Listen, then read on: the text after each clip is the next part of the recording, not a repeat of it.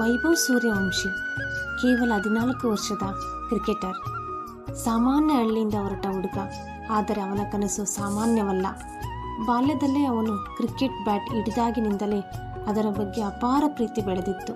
ಅಂದಿನ ಟಿವಿಯಲ್ಲಿ ಧೋನಿ, ವಿರಾಟ್ ಹಾಗೂ ಸಚಿನರನ್ನು ನೋಡಿ ಪ್ರೇರಿತನಾಗಿದ್ದ ವೈಭವ್, ನಾನೂ ಕೂಡ ಒಮ್ಮೆ ಭಾರತವನ್ನು ಪ್ರತಿನಿಧಿಸಬೇಕು ಎಂಬ ಗಟ್ಟಿಯಾದ ನಿರ್ಧಾರ ಮಾಡಿದ್ದ.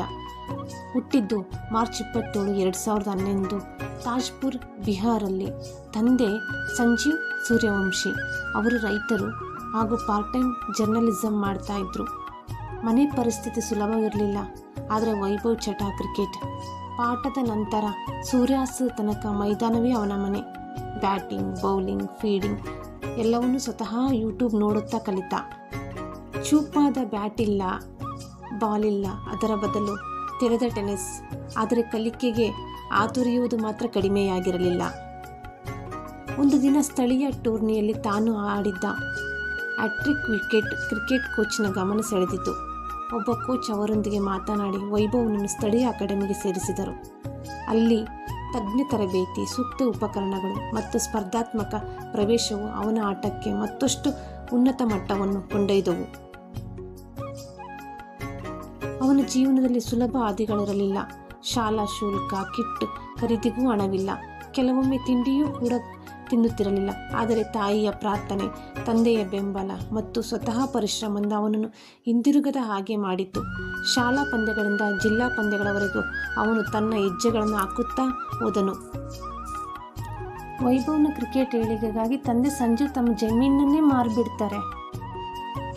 ಬಿಹಾರ್ ಕ್ರಿಕೆಟ್ ಅಸೋಸಿಯೇಷನ್ಗೆ 11 ವರ್ಷ ಇದ್ದಾಗಲೇ ವೈಭವ್ ಸೇರ್ಪಡೆ ಆಗಿಬಿಡ್ತಾನೆ. 12 ವರ್ಷ ಇದ್ದಾಗ ಅಂಡರ್ ಇಂಡಿಯಾ 19B ಕ್ರಿಕೆಟ್ ಟೀಮ್ಗೆ ಪಣಜಿ ಆಪೋಸಿಟಾಗಿ ಆಡಲಿಕ್ಕೆ ಸೆಲೆಕ್ಟ್ ಆಗ್ತಾನೆ. ಆಮೇಲೆ ಅಂಡರ್ 19 ಕ್ರಿಕೆಟ್ ಟೀಮ್ಗೆ ಆಸ್ಟ್ರೇಲಿಯಾ ಆಪೋಸಿಟಾಗಿ 58 ಎಸೆತಕ್ಕೆ 100 ಹೊಡಿತಾನೆ. ಬದುಕು ಬದಲಾಗುತ್ತಾ ಹೋಗುತ್ತದೆ. IPLನಲ್ಲಿ VVS ಲಕ್ಷ್ಮಣ್ ಅವರಿಗೆ ವೈಭವ್ ಬಗ್ಗೆ ಗೊತ್ತಾಗುತ್ತೆ.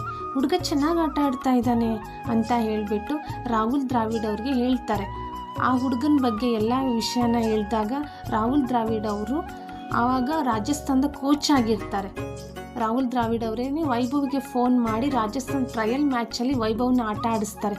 ವೈಭವ್ ರಾಜಸ್ಥಾನದ ಟ್ರಯಲ್ ಮ್ಯಾಚಲ್ಲಿ ಚೆನ್ನಾಗಿ ಆಡ್ತಾರೆ. IPL 2025ರಲ್ಲಿ ವೈಭವ್ ಸೂರ್ಯವಂಶಿ 30 ಲಕ್ಷಕ್ಕೆ ಬೇಸ್ ಪ್ರೈಸ್ಗೆ ಸೆಲೆಕ್ಟ್ ಆಗಿರ್ತಾರೆ.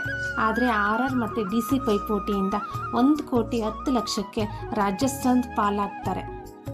ಸಂಜಯ್ ಸ್ಯಾಮ್ಸನ್ ಗಾಯವಾಗಿದ್ದರಿಂದ ಧೈರ್ಯವಾಗಿ ವೈಭವ್ ಸೂರ್ಯವಂಶಿಯನ್ನು ಆಡಿಸ್ತಾರೆ. ಆದರೆ ಒಂದೇ ಮ್ಯಾಚಲ್ಲಿ ಫೈನಲ್ ಆಗಿ ದಶಕನೇ ಬಾರಿಸಿಬಿಡ್ತಾರೆ. 2025 ಜುಲೈ ಮಂತಲ್ಲಿ ಇಂಗ್ಲೆಂಡ್ ಅಂಡರ್ 19 ಟೂರ್ನಿಮೆಂಟಲ್ಲಿ ವೈಭವ್ ಸೂರ್ಯವಂಶಿ 143 ರನ್ಸ್ 78 ತುಂಬ ಚೆನ್ನಾಗಿ ಆಡಿದರು. ನಿಮ್ಗೇನಾದರೂ ನೆನಪಿದೆಯಾ ನಾವು ಆ ವಯಸ್ಸಲ್ಲಿದ್ದಾಗ ಏನು ಮಾಡ್ತಿದ್ವಿ ಅಂತ?